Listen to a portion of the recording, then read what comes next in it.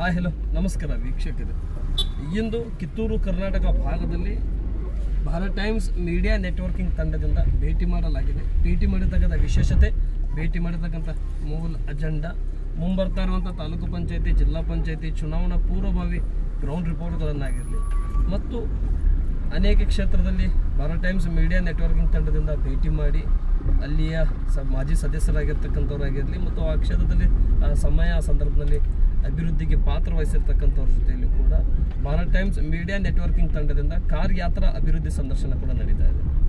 ಇಂದು ನಾವು ಭೇಟಿ ಕೊಟ್ಟಿರ್ತಕ್ಕಂಥ ಕ್ಷೇತ್ರ ಕಿತ್ತೂರು ಕರ್ನಾಟಕ ಭಾಗದ ಧಾರವಾಡ ಜಿಲ್ಲೆಯ ಕುಂದಗೋಳ ವಿಧಾನಸಭಾ ಕ್ಷೇತ್ರದ ಯರಗುಪ್ಪಿ ತಾಲೂಕು ಪಂಚಾಯತಿ ಮತ್ತು ಹಳೆಯ ಸಂಶಿ ಜಿಲ್ಲಾ ಪಂಚಾಯತಿ ಕ್ಷೇತ್ರದ ಭಾಗದಲ್ಲಿ ಮತ್ತು ಯರಗುಪ್ಪಿ ತಾಲೂಕು ಪಂಚಾಯತಿ ಕ್ಷೇತ್ರದಲ್ಲಿ ಭೇಟಿ ಮಾಡಲಾಗಿದೆ.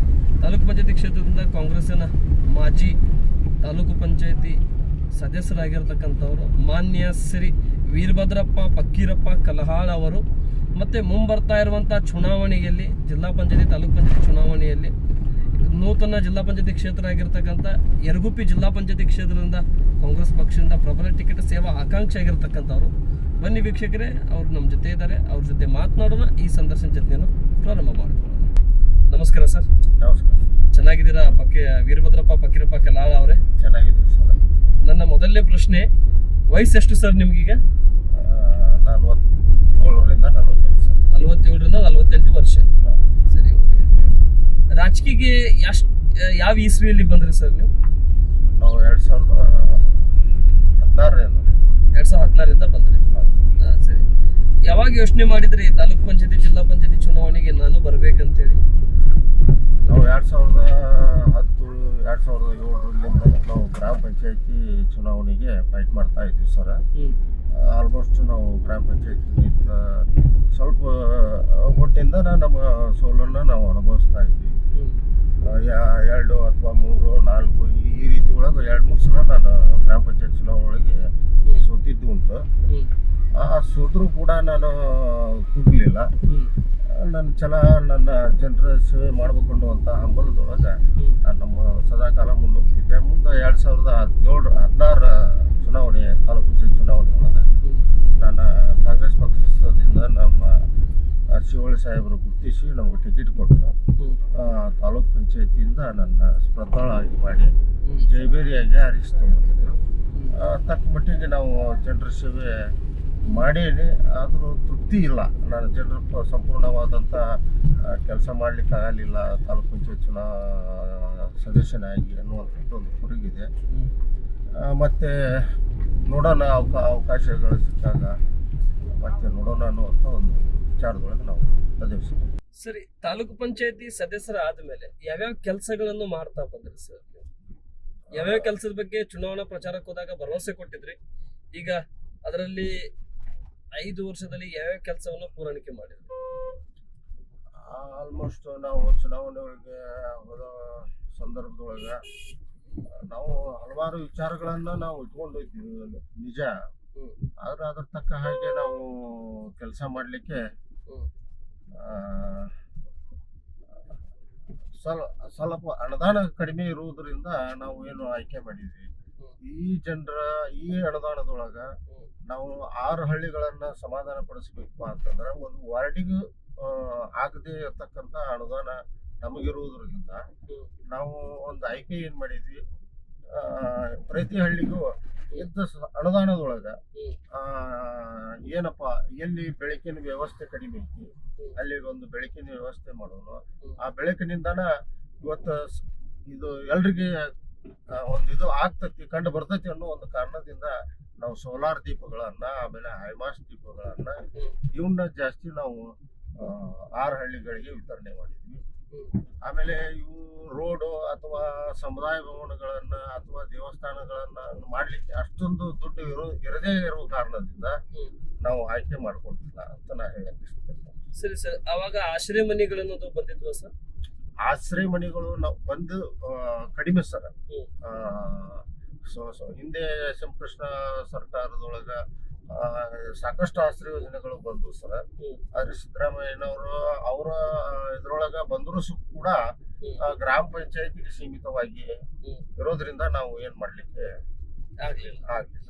ಸರಿ, ಅವಾಗ ನೀವು ಆಯ್ಕೆಯಾಗಿ ಬರ್ಬೇಕಾದ್ರೆ ದಿವಂಗತ ಚನ್ನಬಸಪ್ಪ ಶಿವಳ್ಳಿ ಅವರು ಶಾಸಕರಿದ್ರು.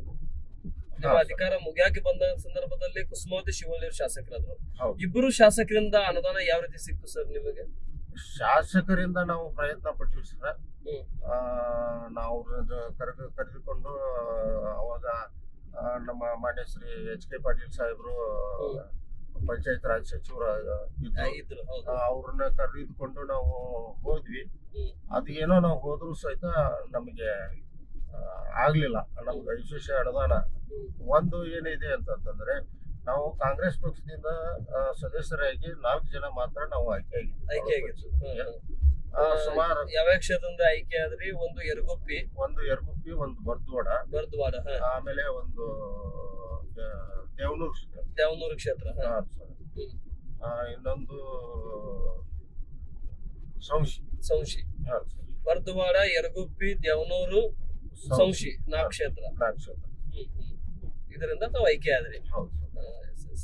ಆ ತಾಲೂಕು ಪಂಚಾಯತ್ ಒಳಗ ಬಿಜೆಪಿ ಆಡಳಿತ ಬಂತು ಸರ್.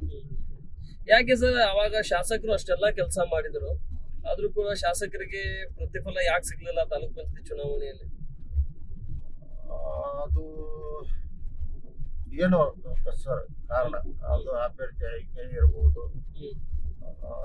ಪೈಪೋಟಿ ಕಾಂಪಿಟೇಷನ್ ಈ ರೀತಿ ಇರೋದ್ರಿಂದ ಆಗಿರ್ಬೋದು ಅಂತ ನಮ್ಮ ಕ್ಷೇತ್ರದೊಳಗ ಸಾಕಷ್ಟು ಪೈಪೋಟಿ ಇದ್ರೂ ಕೂಡ ನನ್ನ ಅನಿಸಿಕೆ ಜನರಿಗೆ ಒಂದು ಅನುಕಂಪದಲ್ಲಿ, ಆಮೇಲೆ ನಾನು ಯಾವುದೇ ರೀತಿಯಿಂದ ಚುನಾವಣೆ ಒಳಗೆ ಗ್ರಾಮ ಪಂಚಾಯತಿ 3 ಬಾರಿ ನಾನು ಚುನಾವಣೆ ಒಳಗೆ ಸ್ಪರ್ಧಿಸಿದ್ರು ಕೂಡ ಒಂದು ಶಬ್ದನೂ ಯಾರಿಗೆ ನಾನು ಏನು ಅಂದಿಲ್ಲ, ಅಲ್ಲಿಕ್ಕೆ ನಾನು ಹೋಗ್ಲಿಲ್ಲ. ಅದು ನನ್ನ ಹಣೆ ಬರ. ಏನೋ ಜನರ ಸೇವೆ ಮಾಡೋದು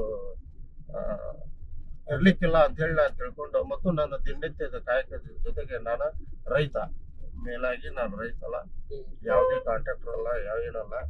ಇವತ್ತಿಗೂ ಕೂಡ ನಾನು ತಾಲೂಕ್ ಪಂಚಾಯತಿ ನಾವು ಮಾಜಿ ಸದಸ್ಯನಾದ್ರೂ ನಾನು ಇವತ್ತಿಗೂ ಕೂಡ ಭೂಮಿ ಒಳಗಿದ್ಕೊಂಡು ಸಣ್ಣ ಪುಟ್ಟ ಜನರ ಕೆಲಸ ಏನಾದ್ರೂ ಬಂದ್ರೆ ನನ್ನ ಕೈಲಾದ ಸಹಾಯ ಮಾಡಿಕೊಂಡು, ನನ್ನ ಕಡೆ ಆಗದೆ ಇದ್ರ ನಮ್ಮ ಮುಖಂಡರ ಕಡೆಯಿಂದ ಮಾಡಿಸಿ ಅವ್ರ ಕೆಲಸಗಳಿಗೆ ಸ್ಪಂದಿಸುವಂತ ಕೆಲಸ ನಾವು ಮಾಡ್ತೀವಿ.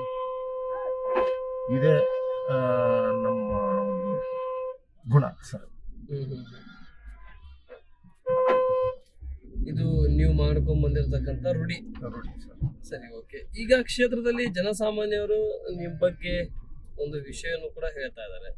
ಮುಂದ್ ಬರ್ತಾ ಇರುವಂತ ತಾಲೂಕ್ ಪಂಚಾಯತಿ ಜಿಲ್ಲಾ ಪಂಚಾಯತ್ ಚುನಾವಣೆಯಲ್ಲಿ ಜಿಲ್ಲಾ ಪಂಚಾಯತಿಗೆ ನಮ್ಮ ವೀರಭದ್ರಪ್ಪನ ಕಲಾವಿದರನ್ನ ಕರ್ಕೊಂಡ್ ಬರ್ಬೇಕಂತೇಳಿ ಜನಸಾಮಾನ್ಯ ಮಾತಾಡ್ತಾ ಇದ್ದಾರೆ. ಹೌದಾ ಸರ್?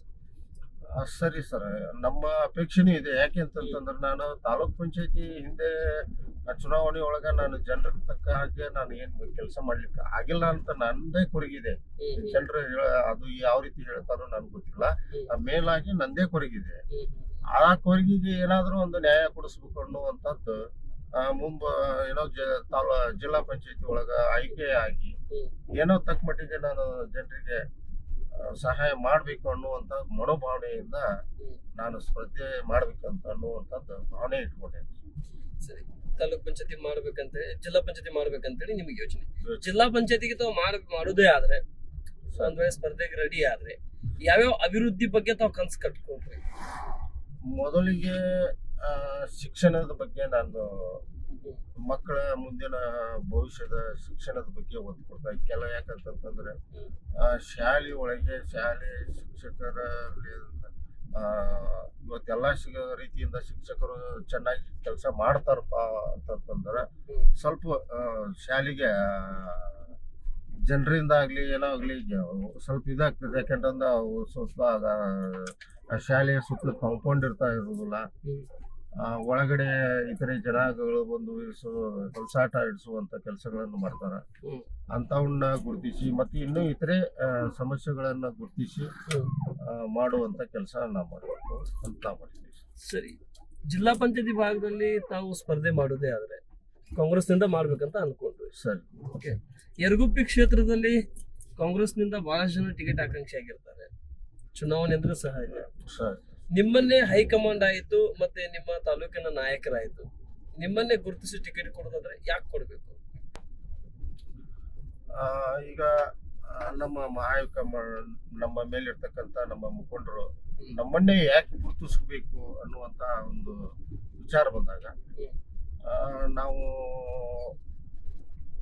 ಅಧಿಕಾರದಲ್ಲಿದ್ದಾಗ ಏನು ತಕ್ಕ ಮಟ್ಟಿಗೆ ನಮ್ಮ ತಾಲೂಕ್ ಪಂಚಾಯತಿ ಅನುದಾನ ಕಡಿಮೆ ಇದ್ರೂ ಕೂಡ ಇವತ್ತ 6 ಹಳ್ಳಿ ನನಗೆ ಸಂಬಂಧಪಡ್ತಕ್ಕಂತ ನನ್ನ ಕ್ಷೇತ್ರದೊಳಗ ಆ ಅನುದಾನ ಕಡಿಮೆ ಇದ್ರೂ ಕೂಡ ಆ ಅನುದಾನದೊಳಗ ಜನರನ್ನ ಮನಸ್ಸನ್ನ ಗೆಲ್ದು ಇವತ್ತಿಗೆ ನನ್ನ ಮೇಲೆ ಒಂದು ಕಪ್ಪು ಚುಕ್ಕಿ ಇಲ್ದೇನೆ ನಾನು ಆಡಳಿತ ಮಾಡಿ ತೋರಿಸಿದ್ದೇನೆ. ಆಮೇಲೆ ಏನೋ ಕೆಲವೊಂದಿಷ್ಟು ಹಿಂದೆ ಕುಸುಮಾವತಿ ಶಿವಳ್ಳಿ ಅವರು ಚುನಾವಣೆ ಬಂತು. ಉಪ ಚುನಾವಣೆ ಬಂದಾಗ ಸಾಕಷ್ಟು ಪ್ರಯತ್ನ ಪಟ್ಟು ನಾವು ಕುಸುಮಾವತಿ ಶಿವಳ್ಳಿ ಅವರಿಗೆ ಒಂದು ನ್ಯಾಯವನ್ನು ದೊರಕಿಸಿಕೊಟ್ಟಿದ್ದೇವೆ. ಶಿವಳ್ಳಿ ಸಾಹೇಬರ ಆತ್ಮಕ್ಕೆ ಶಾಂತಿಯನ್ನು ದೊರಕಿಸಿಕೊಟ್ಟಿದ್ದೇವೆ. ಮತ್ತು ಮುಂದೆ MP ಚುನಾವಣೆ ಇವು ಎಲ್ಲ ಬಂದಾಗ ನಾವು ಕಾಂಗ್ರೆಸ್ ಪಕ್ಷಕ್ಕೆ ನಮ್ಮ ಧಾರವಾಡ ಜಿಲ್ಲೆ ಚುನಾವಣೆ ಕಾಂಗ್ರೆಸ್ ಪಕ್ಷದ ಚುನಾವಣೆ ಒಳಗ ಲೋಕಸಭಾ ಚುನಾವಣೆ ಒಳಗ ನಾವು ಸಾಕಷ್ಟು ಶ್ರಮ ವಹಿಸಿ ನಮ್ಮ ಅಭ್ಯರ್ಥಿಯಾಗಿರ್ತಕ್ಕಂಥ ವಿನೋದ್ ಅಸೂಟಿ ಅವ್ರನ್ನ ನಾವು ಸಾಕಷ್ಟು ಪ್ರಯತ್ನ ಪಟ್ಟರು ಕೂಡ ಸ್ವಲ್ಪದರಲ್ಲಿ ನಾವು ಅವರಿಗೆ ಜಯ ಗಳಿಸಲಿಲ್ಲ. ಅದಕ್ಕೆ ನಾವು ವಿಷಾದ ವ್ಯಕ್ತಪಡಿಸ್ತೀವಿ. ಈ ರೀತಿ ನಾವು ಒಂದು ಯಾವುದೇ ಪಕ್ಷದ ಥ್ರೂ ಯಾವುದೇ ಚುನಾವಣೆ ಬರಲಿ ಏನೇ ಬರಲಿ ಯಾವುದೇ ಒಂದು ಸಂಘಟನೆ ವಿಷಯ ಬರಲಿ ಅದಕ್ಕೂ ನಾವು ಎದಿಗೊಟ್ಟು ನಿಲ್ತೇವೆ. ನಿಂತದಂತ ನಾವು ಇಲ್ಲಿವರೆಗೆ ಬಂದೇವಿ. ಇನ್ ಮುಂದಾದ್ರೂ ಅದೇ ನನಗೆ ಆಶೀರ್ವಾದ ಮುಂದೆ ಮಾಡ್ತಾರೋ ಬಿಡ್ತಾರೋ ಅದು ಬೇರೆ. ನನ್ನ ಕರ್ತವ್ಯ ನಾ ಮಾಡ್ತೇನೆ. ಸರಿ, ಈ ಒಂದು ಗ್ರಾಮ ಒಂದು ಚುನಾವಣೆ, ಗ್ರಾಮ ಪಂಚಾಯತಿ, ತಾಲೂಕ್ ಪಂಚಾಯತಿ, ಜಿಲ್ಲಾ ಪಂಚಾಯತಿ ಸೇರಿ ಒಂದು ಗ್ರಾಮ ಒಂದು ಚುನಾವಣೆ ಆಗುವಂತ ಲೆಕ್ಕಾಚಾರ ಮೇರೆಗೆ ಹೋಗ್ತಾ ಇದ್ದಾರೆ. ಸರಿನಾ ಸರ್ ಇದು ಒಂದು ಗ್ರಾಮ ಒಂದು ಚುನಾವಣೆ ಮಾಡೋದು? ಅದು ನನ್ನ ಅನಿಸಿಕೆ ಮತ್ತು ಪ್ರಕಾರ ಅದು ಸರಿ ಅಂತ ನನ್ಗೆ ಅನಿಸ್ತದೆ. ಯಾಕೆ ಸರಿ ಅಂತ ಅನ್ಸುತ್ತೆ? ಯಾಕೆ ಸರಿ ಅನಿಸ್ತದೆ ಅಂತಂದ್ರೆ ಈಗ ಒಂದು ಗ್ರಾಮ ಒಂದು ಚುನಾವಣೆ, ಒಮ್ಮೆ ಚುನಾವಣೆ ಆದ್ರೆ ಎಲ್ಲಾ ಹಂತದೊಳಗು ಎಲ್ಲಾ ವಿಚಾರದೊಳಗು ಒಳ್ಳೇದು. ಇವತ್ತು ತಾಲೂಕ್ ಪಂಚಾಯತಿ ಅಥವಾ ಜಿಲ್ಲಾ ಪಂಚಾಯತಿ ಮತ್ತು ಇನ್ನೂ ಇತರೆ ಸಂಸ್ಥೆಗಳು ಏನೋ ಬಂದರೂ ಸಹಿತ ಒಮ್ಮೆ ಚುನಾವಣೆ ನಡೆಯೋದ್ರಿಂದ ಆರ್ಥಿಕವಾಗಿ ನಮ್ಮ ದೇಶಕ್ಕೆ ಇದೊಂದು ಹೆಲ್ಪ್ ಆಗ್ತದೆ ಅಂತ ನನ್ನ ವಿಚಾರ. ಸರಿ ಸರಿ, ಈ ಮುಂದೆ ತಾವು ಜಿಲ್ಲಾ ಪಂಚಾಯತಿಗೆ ನಿಲ್ಲೋದಾದ್ರೆ ಯಾವ ಭರವಸೆಯನ್ನು ಕೊಟ್ಟು ಈ ಕ್ಷೇತ್ರ ಜನತೆಯಲ್ಲಿ ತಾವು ಮತ ಕೇಳ್ತೇನೆ? ನಾನು ಭರವಸೆ ಕೊಡುವುದು ಏನಂತಂದ್ರೆ ನನ್ನ ಸಣ್ಣ ಆಡಳಿತ ಇರಲಿ ದೊಡ್ಡ ಆಡಳಿತ ಇರಲಿ ಏನೋ ಇರಲಿ ನನ್ನ ನಡವಳಿಕೆಗಳನ್ನ ಜನರು ಸಂಪೂರ್ಣವಾಗಿ ಅರ್ಥ ಮಾಡ್ಕೊಂಡಿದ್ದಾರೆ ಅಂತ ನನ್ನ ಅನಿಸಿಕೆ ಇದೆ. ನನ್ನ ನಡವಳಿಕೆ ಮೇಲೆ ನನಗೆ ಅಭಿವೃದ್ಧಿ ಮಾಡಿ ತೋರಿಸ್ಲಿಕ್ಕೆ ನನಗೆ ಆಗಿಲ್ಲ ಅಂತ ನಾನು ಮೊದಲಿಂದಾದ್ರೂ ಹೇಳ್ಕೊಂತ ಬಂದೇನೆ. ಆದರೆ ಅನುದಾನದ ಕೊರತೆ ಇಲ್ಲ, ಆಗಿಲ್ಲ. ಏನೋ ನನ್ನ ನಡವಳಿಕೆ ಮೇಲೆ ನನ್ನ ಮೇಲೆ ವಿಶ್ವಾಸ ಜನರದು ಐತಿ ಅಂತ ತಿಳ್ಕೊಂಡು ನಾನು ಆ ಒಂದು ಭರವಸೆಗೆ ನನ್ನ ಆತ್ಮಸಾಕ್ಷಿಯಾಗಿ ನನ್ನ ಆತ್ಮದ ನಡವಳಿಕೆ ಮೇಲೆ ನಾನು ಆಯ್ಕೆ ಮುಂದೆ ಬಯಸ್ತೇನೆ.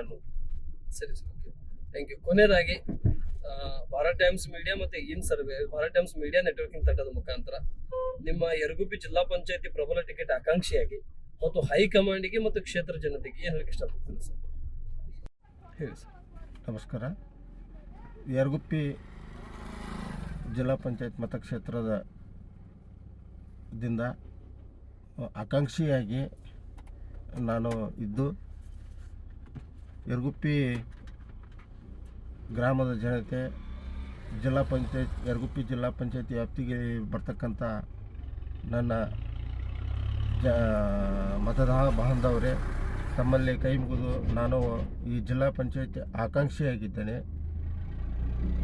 ಮತ್ತು ನಮ್ಮ ಹೈಕಮಾಂಡ್ಗೂ ಕೂಡ ನಾನು ಕೈ ಮುಗಿದು ಕೇಳ್ಕೊತೇನೆ. ಇದೊಂದು ಬಾರಿ ನನಗೆ ಜಿಲ್ಲಾ ಪಂಚಾಯತಿ ಅವಕಾಶವನ್ನು ಮಾಡಿಕೊಡ್ಬೇಕಂತ ಹೇಳಿ ತಮ್ಮಲ್ಲಿ ಕೈ ಮುಗಿದು.